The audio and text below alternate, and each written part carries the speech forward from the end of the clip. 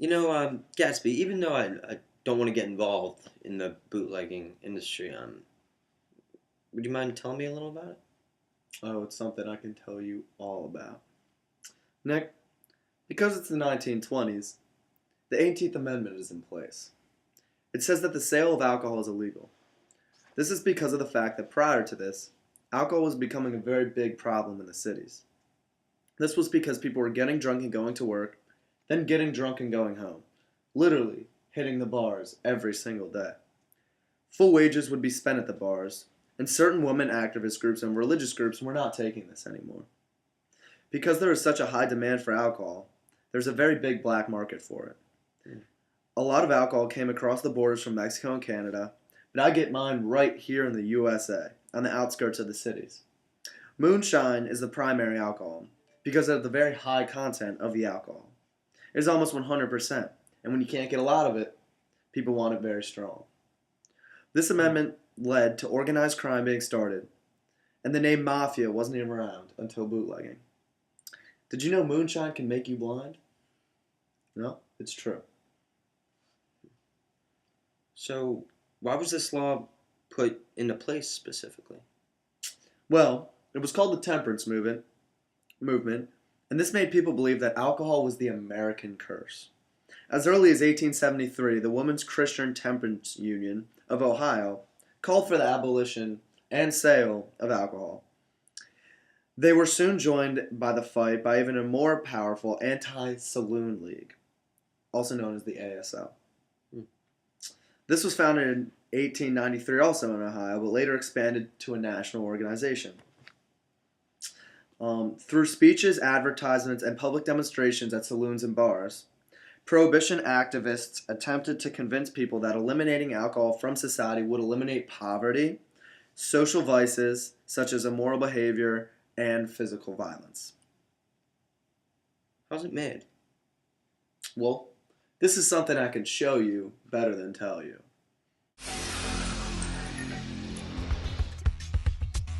It was the nectar of outlaws. Clear, fresh corn whiskey that's 50% alcohol. And centuries later, it still has a potent appeal. In Virginia, they still make this whiskey the traditional way, allowing corn to germinate in a process called malting. They mix a small amount of the malted kernels with regular corn in a big tank, then funnel the mix into a mill. Inside this mill, automated hammers grind the mix to a cornmeal consistency. This frees some of the starch and exposes it to enzymes from the malted kernels. Those enzymes convert the starch to sugar. They'll use some of this ground corn to make a big batch of yeast. They add it to water in a tank and boil it until it becomes a thick soup. Once it reaches the desired consistency, they allow it to cool to room temperature. They add yeast and blow air into the mix to help the yeast grow, making this one big batch of liquid yeast. In another tank, a ton of corn is being blended with water and boiled. This breaks down more of the starch, converting it to sugar. Once cooled, they pump the mix and the liquefied yeast into the fermentation tank. Over a period of 4 days, the yeast turns the sugar to alcohol. The process also generates carbon dioxide, which is vented into the atmosphere. Every so often, the brewmaster scoops up some liquid and scrutinizes it. If it looks too thick, the conversion of sugar to alcohol is not yet complete. But when the viscosity is just right, they pump the batch into a big copper still. It's just like the type used to make moonshine in the backwoods centuries ago. They heat it to 82 degrees Celsius. At that temperature, alcohol will boil, but water will not.